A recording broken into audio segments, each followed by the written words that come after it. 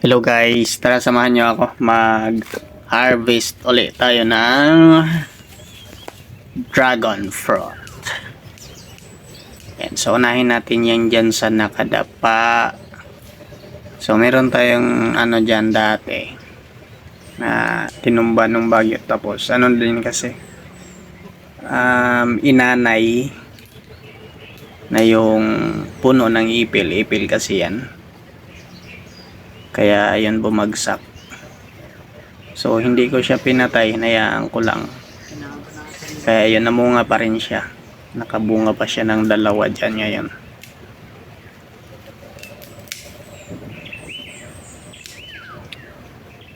Ayan.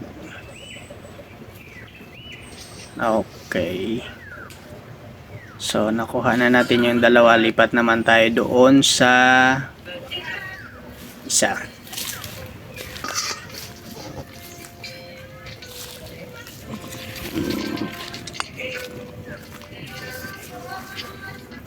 Bakit may background na ganun? So yun guys, ayun yung mga wala pang hinog, hindi na natin. So ito na yung i-harvest natin ngayon. So yung puno na yan, puno din yan ng ng ipil. So pinagtiyagaan ko talaga yung after ko patayin yung puno, pinutol ko naman nung naisip kong taniman ng pinatay ko lang, binalatan ko yung nun, yung puno nun, kasi ang purpose ko talaga is patayin lang siya. So after naman nung namatay na, naisip ko na taniman ng dragon fruit. Kaya ayun, pinagtiyagaan ko talagang putulin siya. So mataas-taas yan, inakyat ko pa bago ko pinutol, kasi mga din yan mga 3 metro din yung taas niyan yung pinutol ko. So yan na guys, yan na yun. Nakailang na yan. Nakailang harvest na tayo dyan. Nakailang taon na. Matagal-tagal na rin yung puno na yan. So di ko nga iniisip ko nga na baka hindi na yan aabot this season yung na yan, yung ipil na yan, kasi marupok na yan. Yung kaputol niyan durog na Pero ayan siya, tumatayo pa rin, nanatiling matibay at nagbibigay pa ng blessing, di ba?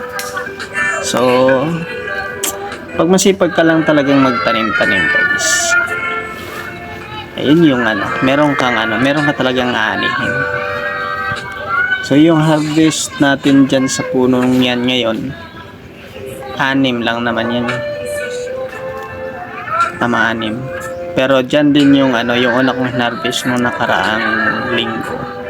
Dyan ko din yun hinarvest. Ayan guys. Ano pilit sa hinigugma nga para kanimo? Ba't may sumingit yung background niya?